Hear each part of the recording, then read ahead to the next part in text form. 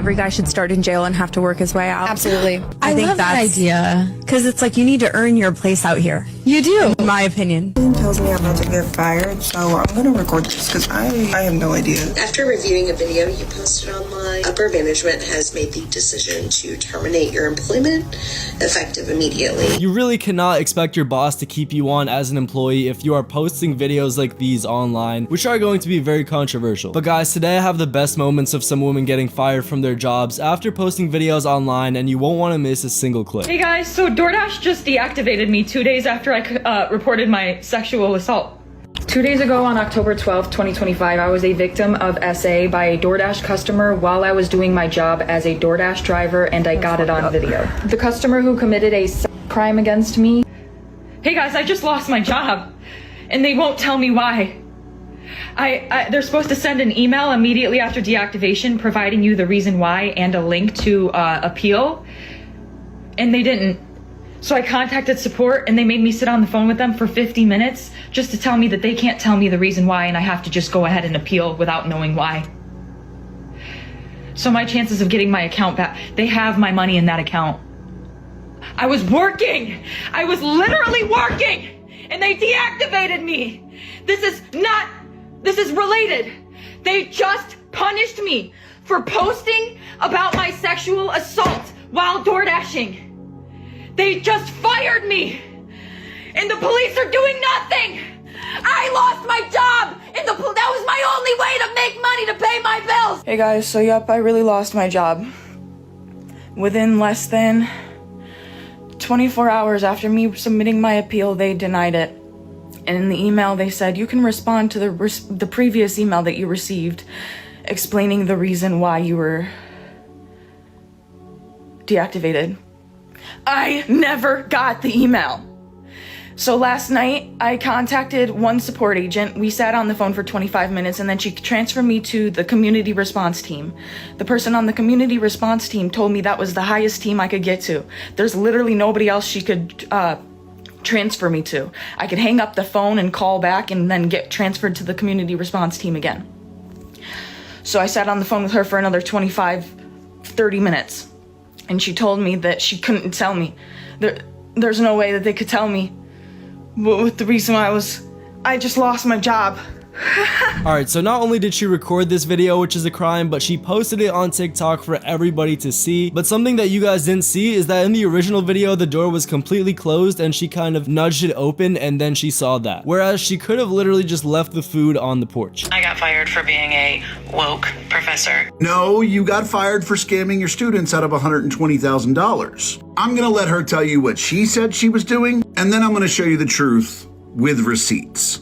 I designed a kick-ass course to teach my 600 students about basic self-awareness, empathy, and essential communication skills for life, but I mean, basically being a good human. Now, let me tell you what she actually did. She designed a college course that required you pay to join her patriarchy rebellion community for the low price of $99 a year. Remember, she has 600 students. Now, since she was teaching at a business school, you might think that the patriarchy rebellion community is about succeeding in business. It's about communicating well in business. Nah, according to her, it's a safe place to coordinate our efforts to burn everything to the fucking ground. This is her saying this. Also, according to her, 100% of the membership fees are donated to Planned Parenthood. But here's something even funnier about that. Her web pages say different things that she was doing with the money. On her GoFundMe, it says she was using the funds to buy herself a Rebellion RV. Her website states that 100% of the membership fees are used for awareness, education, and activism for a bully-free future. And of course, we already saw the Facebook post where she says it's going to Planned Parenthood. And because she had been running this scam since 2022, she's raked in more than $120,000. Buckle up, guys. Today we are going to look at a case that instantly sparks questions and controversy. What starts as a shocking allegation quickly turns into a battle over accountability, company policies, and social media exposure. The woman at the center of the story believes she was punished for speaking out, while the company's actions leave viewers wondering what really happened behind the scenes. As the situation unfolds, frustration builds, answers remain out of reach, and the stakes become very real when her source of income suddenly disappears. And you? Not particularly, and if there are some I don't like, I certainly wouldn't want them banned, but it always goes back to that old adage, sticks and stones may break my bones, but there will always be something to offend a feminist. Peter Lord. Well, no, that's just obnoxious. Peter Lord, you have to wait, I think we'll let you carry on. That is ridiculous. No, hang on, I won't do your show again. So just as this man said, even if there's a word that he doesn't like or someone says something about him, you know, he doesn't want that to be banned, or he doesn't want their speech to be basically suppressed. New ick unlock. Why the heck I just go get some ice cream, right? I get my ice cream, it's another guy in the store, he ordered his ice cream after me. Why the heck he get sprinkles on his? I ain't gonna get sprinkles on mine. And he looked a little like rough around the edges, he looked a little hood. I was looking like, interesting. Fruit Loop.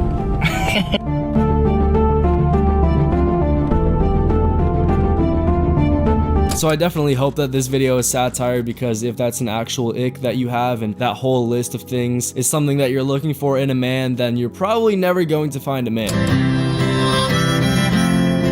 Well, would you just look at that? Wasn't that just something? And I have been noticing the content of this particular nature growing in increasing popularity on social media lately, because there are apparently some women out there that find domestic violence and physical abuse against men from women to be something to be joked about. They find it funny. Because if not everyone got to read what was stated there, let's review. If a man said this, the internet would come unhinged. But as long as it's a woman joking about abusing a man, it's funny. Because here's another example. Like this.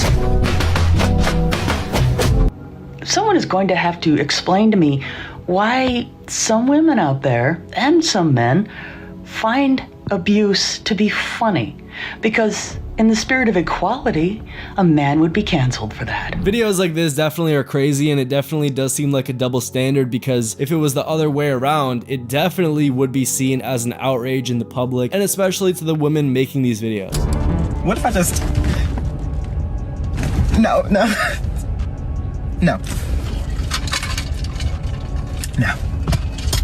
Well... No. No! Even if this video is satire and she threw the sandwich away after making it, I mean, there's no excuse for this, and you definitely should have gotten fired. Feminist gets fired seconds after posting this on social media. Every guy should start in jail and have to work his way out. Absolutely. I think love that idea. Because it's like, you need to earn your place out here. You do. In my opinion. You do, and it should be treated as if they're on probation for a while. Like one strike, you're back. Yeah, even when they're out, you're... Reported the call she got from work during the time. Something tells me I'm about to get fired, so I'm gonna record this because I have no idea. I have no idea what's going on. I'm waiting on them to join. Hello? Hey, Brittany. Thanks for joining us on this call. I wish this was under better circumstances. After reviewing a video you posted online, upper management has made the decision to terminate your employment effective immediately. While we understand the video may have been comedic in nature, it does not align with our company's values. In fact, several employees came across the video and expressed concerns. Okay, yeah, that's understandable. We have no choice but to let you go. So it definitely does seem like that podcast clip or that conversation, whatever it was, did come back and really bite her, because obviously she got fired the very next day, and fairly so. Fired from my job because of the kombucha video. What? Yeah. I had been working there for 3 months, and that's when I got fired. Nice. And what was the reason? Well, she brought me in and she was like, you're doing? You can't be making videos. Yeah, basically, she was like, you need to decide if you want to be a young professional or if you want to be a meme. And I was like, what the kind of decision is that? You should have been like, you're just jealous. You're ugly. You're mad as hell. You're ugly. You're mad. Yeah, you're mad. Like, I'm your boss. You're fired. Yeah. You're mad. L-L-L-U-L-U-W-B. Yeah. Stupid. Mad. You're an L and I'm a dub. Me and my 60-year-old boss named Cheryl. Yeah. You're just mad because I'm a hot girl. So everybody is going to have different goals. This woman decided that, you know, she wasn't going to work at the job anymore. Like some bosses are going to have preferences and not want you to post certain things on social media. I got fired from my job yesterday. They found out I had a TikTok, but they didn't say that was the reason. I just found out afterwards that that was the reason. So now I'm curious as to what it is that I say on my TikTok that got me fired. So I started watching my videos, and I'm an extreme leftist and I worked for conservatives. So So I'm not exactly sure what content this woman posted or what it was like before she got fired, but if you are posting something that is, you know, radically on one side and you're working for somebody and you have customers that are completely on the other side, it's not going to align very well. I can go 90 miles an hour. You can't. All right, guys, this next story is a perfect reminder that there are always two sides to every headline. At first, the professor presents herself as someone unfairly targeted for her beliefs, and that version of events sounds convincing enough. But once the receipts start appearing, the entire narrative begins to shift. What looked like a case of censorship suddenly becomes a discussion about ethics, money, and responsibility. This is the moment where claims collide with evidence, and viewers are left to decide which version of a story they actually believe. And trying to do whatever you can and doing whatever you want just because you're a cop, which we all know that they are not above the law. But guys, you will not want to miss this last clip. Here's what men don't understand about equality. You think equality means splitting the bill. Women live in a society where equality has never existed in the first place. Women still only make 80% of what a man makes for the same full-time job. There is something deeply poetic about a billionaire Nepo baby using her platform to convince her audience of mostly working class women that working class men who make a median wage of $70,000 a year in the United States should foot the entire bill of the relationship. There are 4 reasons why Becca Bloom is wrong, and the first is that Becca doesn't care about equity or equality. The only E Becca cares about is entitlement. Anyone with an understanding of the gender wage gap in the United States also knows that there's a racial wage gap in the United States that is even larger. The reason why people like Becca Bloom never bring up the topic of race, let alone intersectionality in this conversation, is because they know that if an Asian woman or a white woman sat down for a date with a black man or went through a relationship with a black man, that would obligate them to pay and foot the bill for the relationship, going down this same line of reasoning.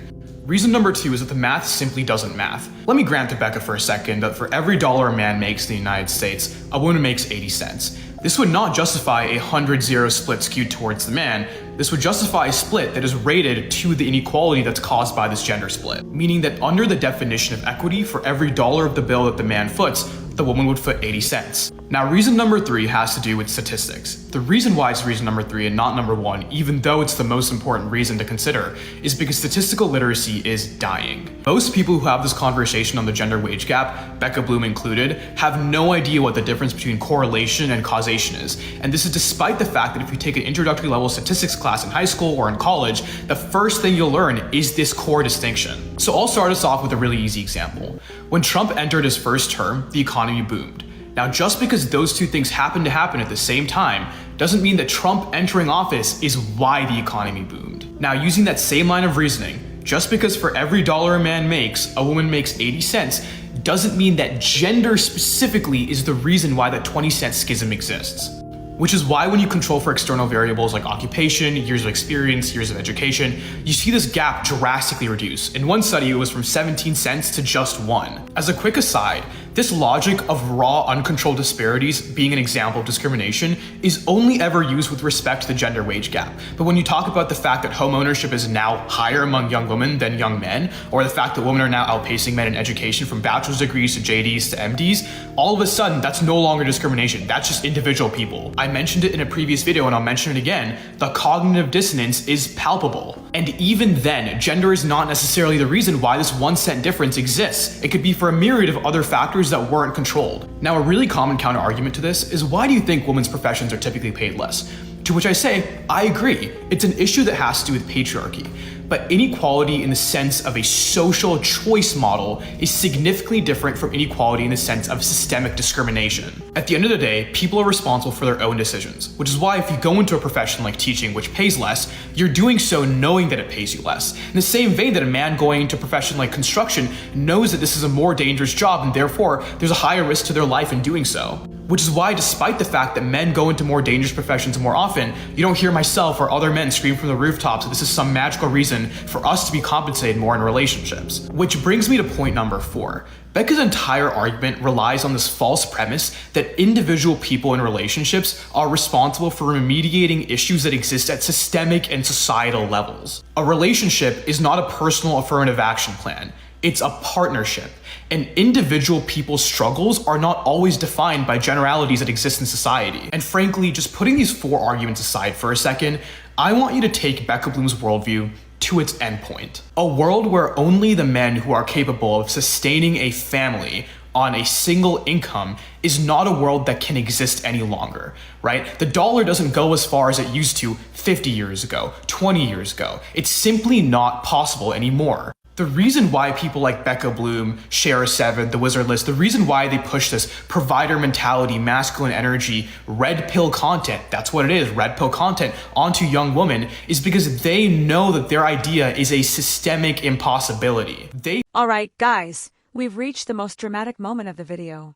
Confidence can be a powerful thing, but sometimes it turns into overconfidence, and that's exactly what makes this clip so memorable. After making a controversial statement online, she seems completely convinced that there will be no consequences. In fact, she even starts recording because she expects everything to go her way. But within moments, reality hits hard. The call becomes a lesson in how quickly online actions can affect real-world opportunities. If you enjoyed this video, make sure to like, subscribe, and let us know your thoughts in the comments below. Thanks for watching, and we'll see you in the next video.